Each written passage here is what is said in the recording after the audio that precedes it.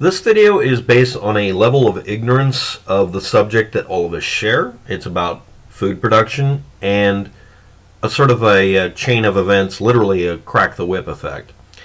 In 2019, long before anybody heard of any kind of disease to be worried about, the potato production system that is in the United States and many other areas had a problem. Specifically in the United States, they had a lower crop yield and early frost that caused losses. Now, normally this isn't a big deal because the system is based on the following parameters.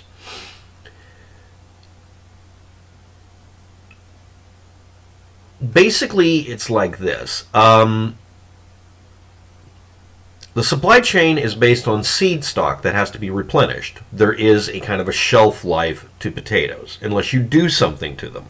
If you do something to them, they're either now channeled into one particular variety of processes, which have, again, more time limits,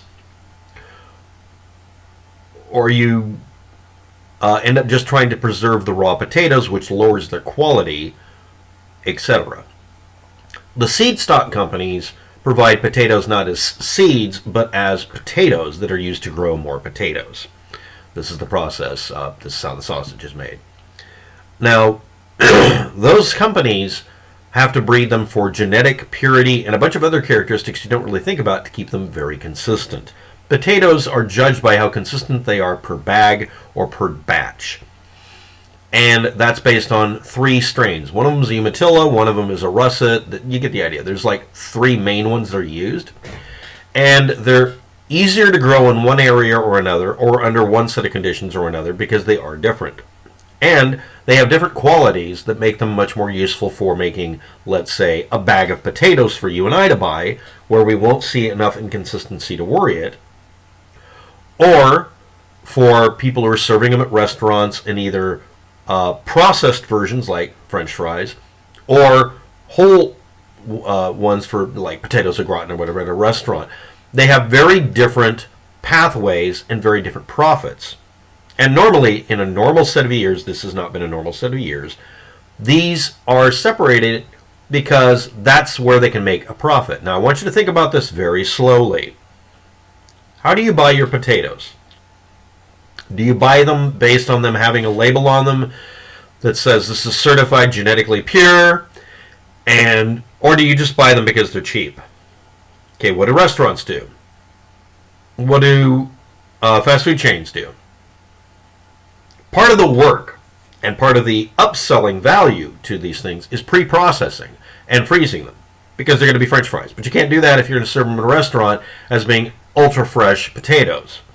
Potatoes have, if you do this right, a ridiculously long shelf life with very low maintenance of that.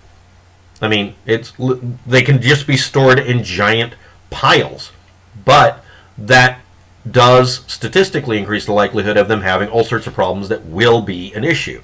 And then there's the health rules.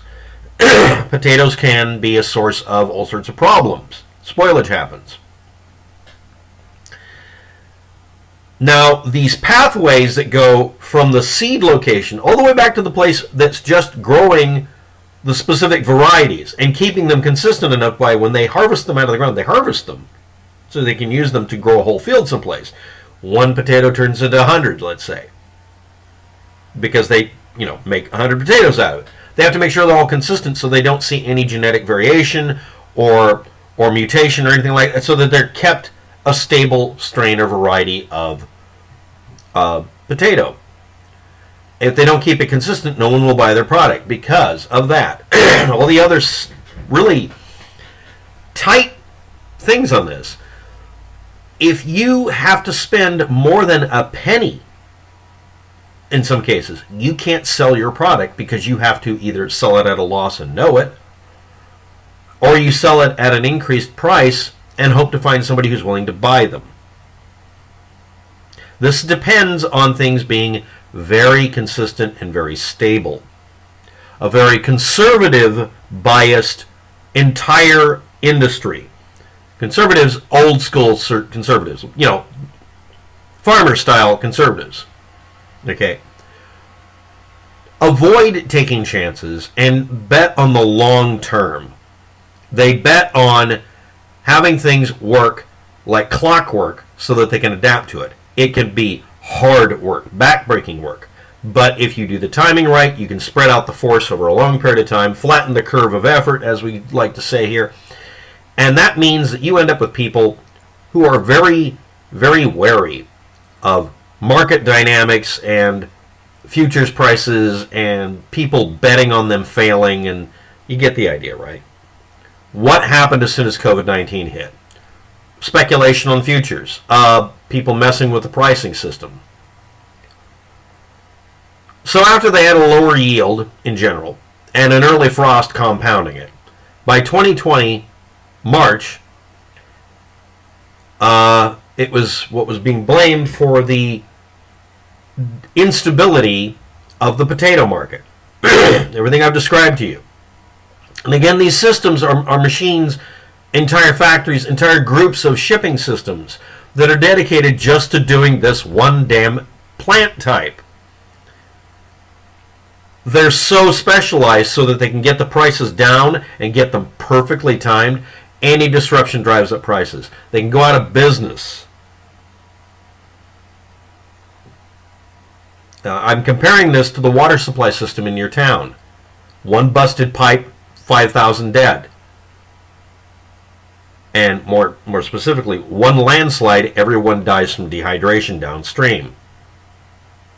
Or everything dies.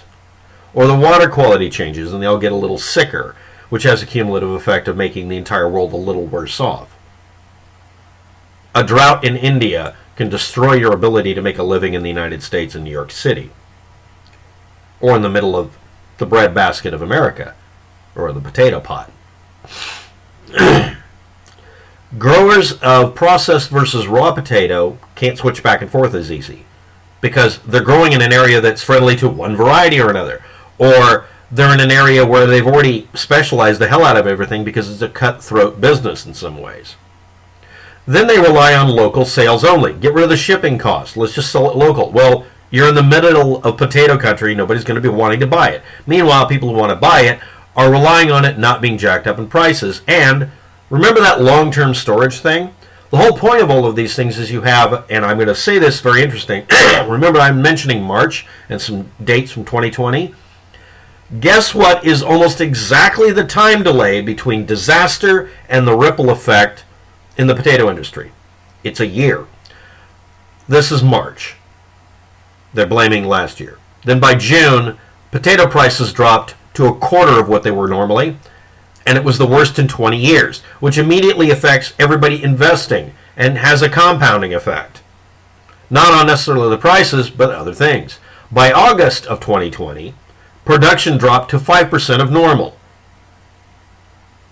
Again, lockdown restaurants are primarily blamed, but people surge buying raw potatoes instead of the processed ones that are used for fast food restaurants caused a shortage in some potatoes that were going for fresh sales at restaurants that are full-scale restaurants rather than fast food ones. And then it had a bounce back and forth effect. Well, some of them scrambled to try to switch back and forth. Some of you got fries that were different because they used fries, they used potatoes they don't normally use. Because of the specialization, because of attempts to switch over, the waste involved, and also trying to make these things last longer than a year. They did a good job. We're at this point. We're at May. Well, maybe. They also had to eventually give them away or store them in conditions that lowered their grade of quality. But beggars can't be choosers. Well, there was the others that were stored that they were working. They were working off of supply from a long time ago. 1-year-old stock was being sold. People were, going for what was available and cheap. And sometimes available wasn't cheap. Sometimes the price would go way up, but it didn't actually give anything back to the originators of it. It was because someone stored it a long time on the East Coast or West Coast. Some of it was turned into animal feed. Some has been turned back into just dirt. They bury it in a pit because it's spoiled. The spoiled potatoes get processed by the dirt, and they eventually mine the dirt for seed material for farms. You will see a video if you look at, I think, Business Insider, Spud Mart, and another one I had to put out as an archive because they did a bunch of pop-ups, where you can see a video where they're talking about, yeah, this is what we had. I mean, they would just go out and hand the potatoes out. You're in potato country, hand out the potatoes. Some people come in from other states where the shipping cost drove it up to the point that it wasn't profitable to ship it or sell it. So people would just show up, wasting even more fuel, throwing more shit in the air, by the way, and potentially injuring themselves in some car accident to go pick up enough potatoes to live on. Sometimes, quote-unquote, donating money to the potato farmer because they were happy to have access to potatoes. Sometimes saying, I can't, I've wasted so much fuel to get here, paying you money would be a loss. They would sit there and do a calculation. Do I go one state away and get an entire pickup load of potatoes at 10 cents on the dollar? Or in some cases, 5 cents on the dollar.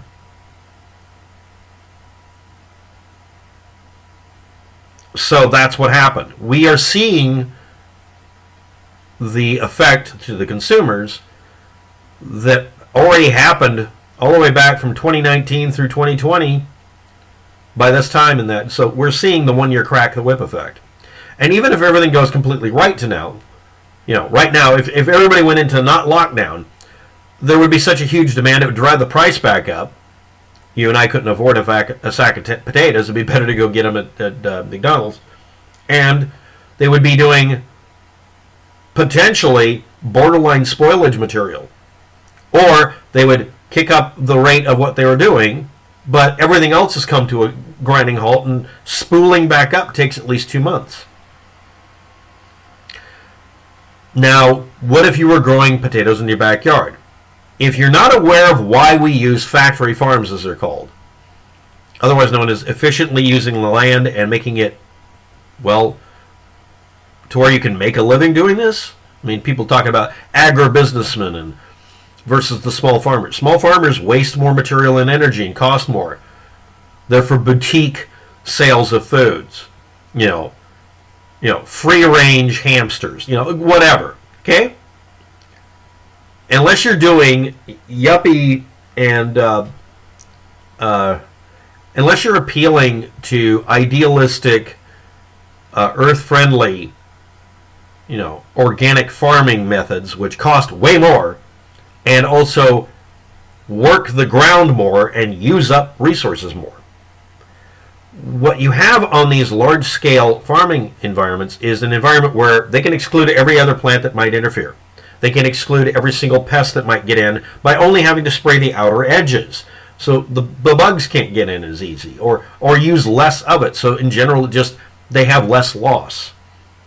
They have to have a massive infrastructure for water. They have to have a massive infrastructure that we're just talking about just to get the materials to even start planting. They have to very efficiently burn fuel and very efficiently do it so that they use the least. Farmers are some of the most efficient engineering challenges you'll ever see. They really do everything they can because everything doesn't have some carbon tax. It just has a direct cost. Fuel costs money. Even if they do bulk rate, which some of you might assume causes more harm than good to the environment, they're literally trying to make this as cheap as possible to do the work. And they have the highest standard in the world in some cases for foods. Some of you will immediately scream, no, it's all GMOs and blah, blah, blah. Every one of you is a fucking screaming meme with no brains active. Shut up. These seed stock growers of potatoes that can be turned into more potatoes, it's because the potatoes essentially copy themselves. They're working not with genetic engineering, but selective breeding. And every other thing about this, no, it's not about, glyphosate and shit. They're attempting at the best level they can to make sure that we have the best food supply system in the world, but it is played too close to the bone. Every penny shaved. All it takes is a couple of little disasters. We've had 4. Thanks for watching. Have a good day. Good luck with that. That's why there's a potato famine in America now.